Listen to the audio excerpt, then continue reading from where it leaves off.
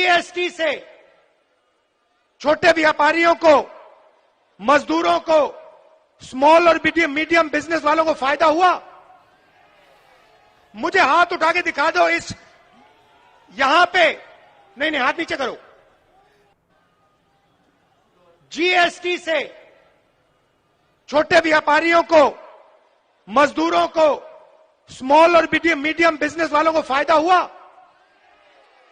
मुझे हाथ उठा के दिखा दो इस यहां पे। नहीं, हाथ नीचे करो।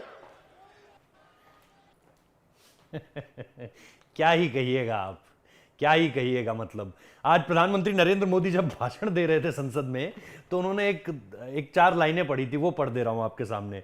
दूर युद्ध से भागते, नाम रखा रणधीर, भाग्य चंद्र की आज तक सोई है तकदीर। मतलब ये सीधे सीधे जो आपने देखा, ये रांची की तस्वीरें हैं। रांची में निश्चित तौर पर बात कर रहे थे, सेंसस को लेकर के बात कर रहे थे कि भाई हमारी सरकार आएगी तो ये कर देंगे, हमारी सरकार आएगी तो ये कर देंगे, ऐसे बदल देंगे। प्रधानमंत्री नरेंद्र मोदी बीजेपी सरकार पर जो है निशाना साध रहे थे।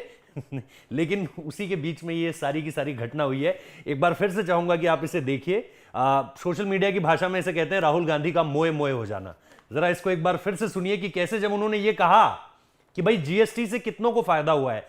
मेरा सिर्फ एक कहना है कि राहुल गांधी या फिर कांग्रेस के हर एक नेता को जब भी राहुल गांधी को कहीं भेजते हो, थोड़ा सा होमवर्क कर लिया करो, थोड़ा सा लोगों को समझा दिया करो। क्योंकि बसों में बिठा कर लाते हो, खाने का वादा करते हो, पैसे देने का वादा करते हो, बस समझा दिया करो कि भाई जीएसटी पे बोलेंगे तो हाथ नीचे रखने हैं, वास्तविकता सामने नहीं आने देनी है। जीएसटी से फायदा हुआ उनको तो पता ही है, लेकिन उनको यह समझाना है कि नहीं हाथ खड़े करने हैं भाई। हाथ खड़े कर दोगे तो हो गया ना छीछा लेदर, हो गया सोशल मीडिया पे वायरल, हो गया मोए मोए। अब कौन जवाब देगा, कैसे जवाब देगा? मतलब ये सारी की सारी चीजें, सुप्रिया जी आप तो घूमती रहती है राहुल गांधी के साथ टीवी डिबेट्स में। अभद्र भाषा का इस्तेमाल किए बिना थोड़ा सा समझा दीजिए कीजिए कि कार्यकर्ताओं को बोल दे जो लोग कम से कम आगे की लाइन में है। एक बार दिखाइए, जरा दोबारा दिखाइए। जैसे ही बोला गया कि कितनों को जीएसटी का फायदा मिला है, एकदम से हाथ खड़े हो गए। हमें भी मिला है जी, हमें भी मिला है। जीएसटी से तो दो कम से कम छोटे व्यापारियों को, मजदूरों को, स्मॉल और मीडियम बिजनेस वालों को फायदा हुआ? मुझे हाथ उठा के दिखा दो इस यहां पे। नहीं, हाथ नीचे करो। अब एक तस्वीर और दिखा देता हूं आपको जाते जाते, और फिर ये पूछ रहा हूं सवाल कि भाई इसका इस्तेमाल करा करो। यूं ही नहीं मोदी जी ने कह दिया कि भाग्य चंद्र की आज तक सोई है तस्वीर। अगर कुछ भी कर रहे हो तो उसके पीछे आगे का बेसिक तो जान लो, मूलभूत तो जान लो, उसके बाद कोई काम करो। ऐसे ही बस आ गए, उठकर भाषण दे दिया, पता है नहीं कि सामने वालों को क्या बोला है, बोला भी है कि नहीं है, काम खत्म। अब ये आप देखिए, एक और तस्वीर आपको दिखाते हैं।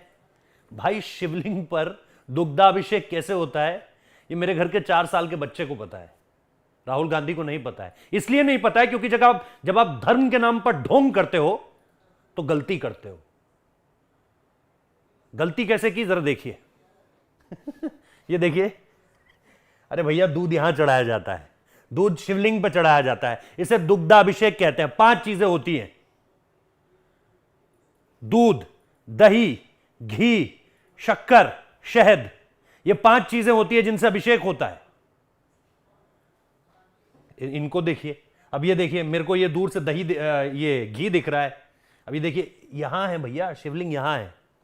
और अगर तुम्हें कुछ ना मिले, देखिए परिवार में भी कौन बताएगा, क्योंकि कभी समझ में आता ही नहीं है कि कौन किस धर्म से जुड़ा हुआ है, वास्तविकता क्या है।